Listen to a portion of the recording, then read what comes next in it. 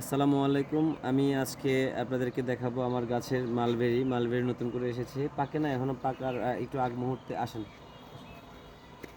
এই যে পুরা গাছে মালবেরি, একেবারে পুরো সবুজ, একদম পুরোটা হচ্ছে মালবেরি। এই যে একটু কাছে নিয়ে আসো। এই যে এখনো পাকেনি, জাস্ট এখন প্রাথমিক পর্যায়ে বলতে আপনার 5-7 দিন হয়েছে বের হয়েছে। এভাবে পুরা সম্পূর্ণ গাছে আপনার মালবেরি। এটা যখন বিশেষ করে রোজার ভেতরে, যখন আপনার রোজার 20 রোজা বা 22 রোজা এটা পাকবে, ওই সময় খাওয়ার উপযোগী হবে।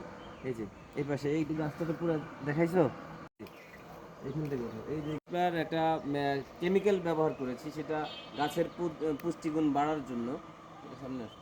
পুষ্টিগুণ বাড়ানোর জন্য সেই কেমিক্যালটার নাম হচ্ছে হিউমিকিং অ্যাসিড। এটা আমরা ব্যবহার করেছি এই যে গর্ত করে।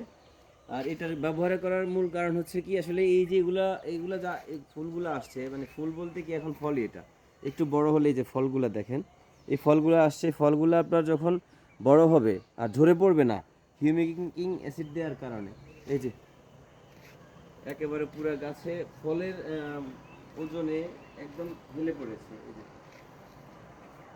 মাশাআল্লাহ, আপনারা দেখে খুশি হবেন। এবং আপনারা এই আমাদের এই ইয়ের জন্য, গাছের জন্য বা আমাদের এই বাংলা বাড়ির জন্য যথেষ্ট দোয়া করবেন। অনেকে জানতে চেয়েছেন যে আসলে আমাদের ফলের কি অবস্থা। এটা গেলে একটা, আর হচ্ছে যে কাজি পেয়ারা।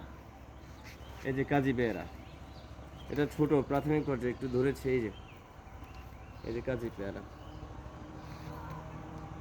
তারপরে আসুন, চায়না থ্রি লিচু।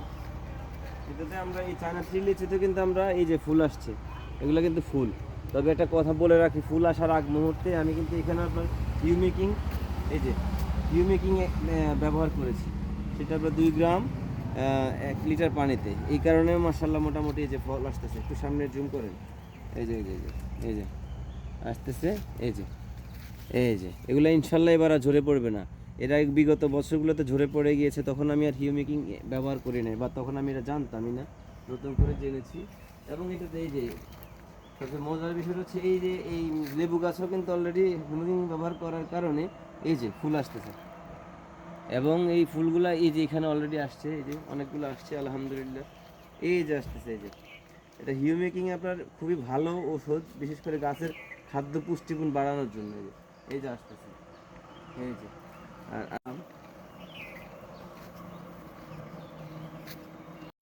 এইটা হচ্ছে হাড়িভাঙা গাছের আম। হাড়িভাঙা আম, এটা আপনার এই হিউমিকিং ব্যবহার করার কারণে নতুন করে ইনশাল্লাহ ভালোই আসছে আলহামদুলিল্লাহ। এই যে এখানে আসে নাই, এই যে এগুলো আরও আসবে আলহামদুলিল্লাহ। আপনারা হিউমিকিং ব্যবহার করতে পারেন। এটা আসলে কেজি হিসেবে পাওয়া যায়। আপনি 2 গ্রাম 1 লিটার পানিতে মিশিয়ে মিশ্রিত পানি আপনি ঢেলে দিতে পারেন। যেমন আমি আপনাকে এই যে এখানে আমি দিয়েছিলাম, এই যে আমার কদু গাছ আমি দিয়েছিলাম, এই যে চারদিকে আপনি ঢেলে দিতে পারেন, চারদিকে। আমি আমার আরেকটা ভিডিওতে আপনার সেটা দেখাবো কিভাবে হিউমিকিং ব্যবহার করা যায়, বা ব্যবহার করতে বা প্রয়োগ করতে হয়। এবং আপনি এটা নিশ্চিন্তা করবেন, হিউমিকিং ব্যবহার করা 2 দিনের মধ্যে আমার গাছ আল্লাহর মতে কদু আসছে।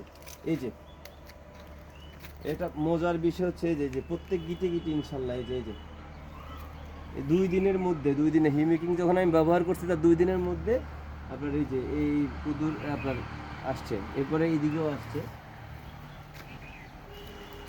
এই যে আপনি এই যে 2 দিনের মধ্যেই কিন্তু আমার আল্লাহর রহমতে এই যে 2 দিনের মধ্যে আসছে। এখানে এই যে আসছে এবং সামনে অনেক আসছে। আপনারা হিউমিকিং ব্যবহার করতে পারেন যদি, যেহেতু এখন আমের মুকুলের সময়, এই মুহূর্তে আপনি যদি ব্যবহার করেন, সেই ক্ষেত্রে আপনার আমের মুকুল নষ্ট হবে না।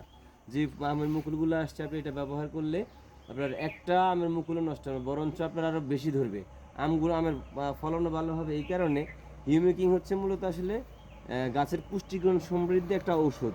3বার ব্যবহার করতে পারেন।